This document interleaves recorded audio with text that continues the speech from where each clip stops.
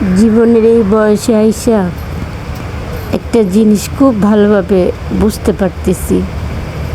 জীবনটা ভুলে ভুলে কাটাইলাম, পুরাটা জীবনই ভুল। প্রথম ভুল করছি কি জানেন?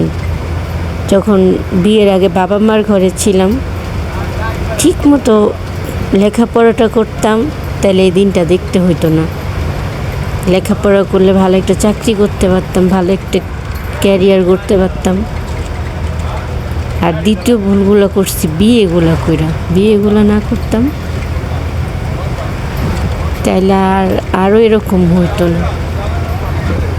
সবাই তো বিয়ে কইরা বাঁচে, আমি নিলে বিয়ে ছাড়াই বাঁচতাম।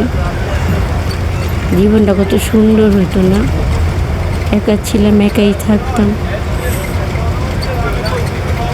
যাই হোক, কি আর করা, এটাই মাইনে নিচ্ছি, জীবনটা একটা যুদ্ধ।